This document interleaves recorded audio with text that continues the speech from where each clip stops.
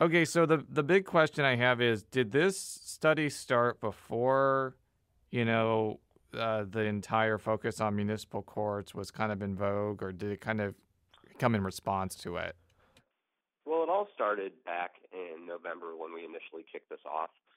And if you look at the website, it kind of lays out in order the studies we were going to do. So it started with gathering budgets from all the municipalities, which provided a lot of the financial data.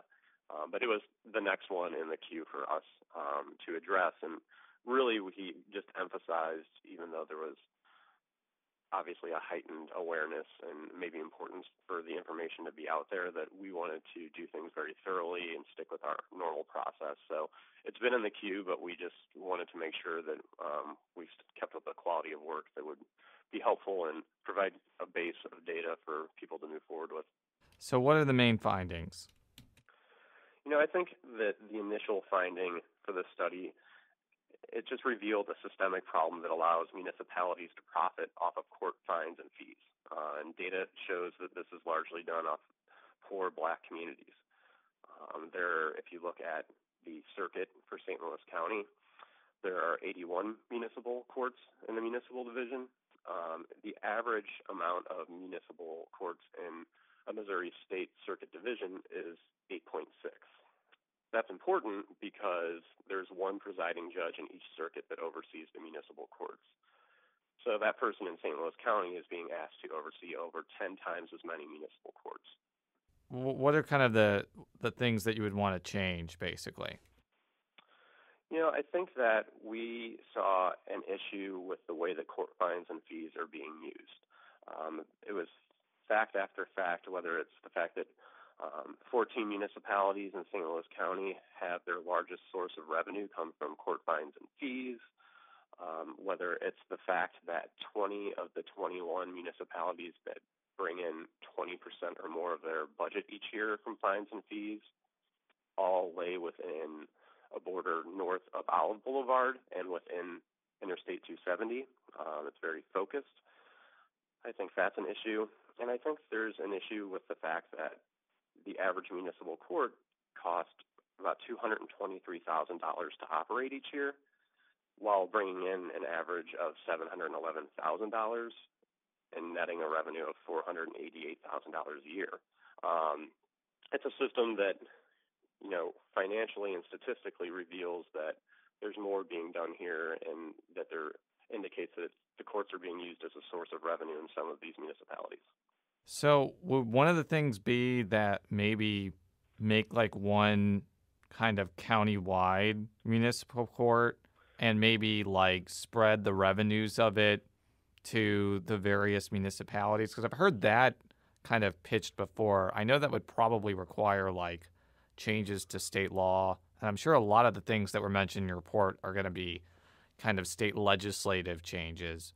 Is that one of the solutions here, or is that kind of too improbable in your view? Well, I think that there are a lot of potential solutions out there, and I think one of them may be, so what a lot of people may not realize is that the municipal courts are a division of the circuit court. And there have been some people that even argue that, that 30% cap that's on fines and fees is only meant to exist as an incentive to allow the circuit courts to hear those cases, and that otherwise municipalities shouldn't be allowed to keep any revenue above and beyond their cost of operating their courts.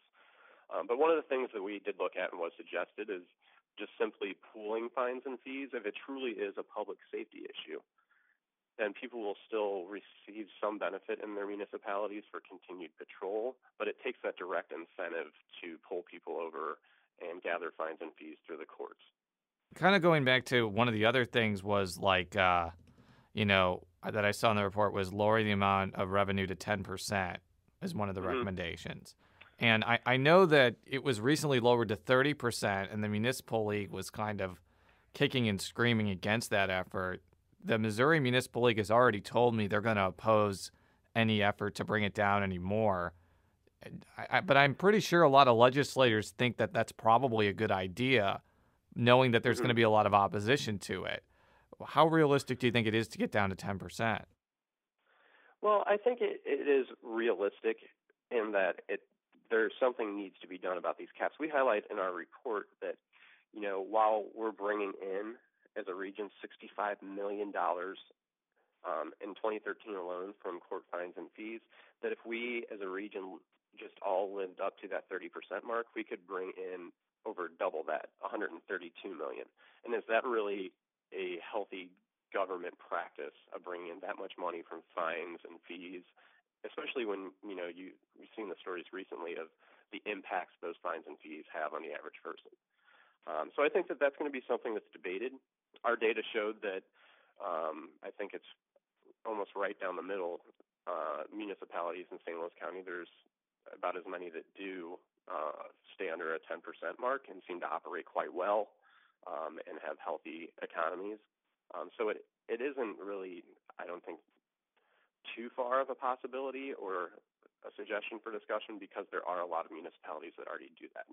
What do you think? What do you think comes next? Because it's not only your organization that's been pushing for changes to these courts, but I think that there seems to be a broad consensus along the political spectrum that there needs to be some change here. What do you think is going to happen next? There are a variety of fronts that I think the issue can be addressed. For example, the Missouri Supreme Court creates the court rules under which the municipal courts and circuit courts operate. They could provide within those rules that judges offer ability to pay hearings and enforce things like providing the possibility of payment plans for people who get fines and fees. So they could do that. There can be legislative fixes like addressing the percentage cap.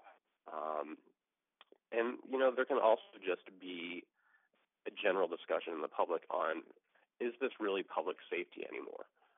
If it is really about public safety, why are there parts of municipalities that are right by unincorporated parts of St. Louis County that ticket prolifically, while there don't seem to be stretches of road that are death traps in St. Louis County in the very same area? It's confusing a lot of people, I think, to say the justice system or public safety at this point, because from the people we talk to, a lot of them don't view the municipal courts in some of their area as doing that. So I think it is going to spur discussion amongst the Supreme Court. I think it's going to definitely be heard in Jefferson City in the legislature, and I think that just amongst people in day-to-day life, kind of deciding what they want their government to look like. I think recent events have indicated that it is really, really important for the public and the people impacted by these laws to be part of the larger discussion as well, and not simply just be told exactly what'll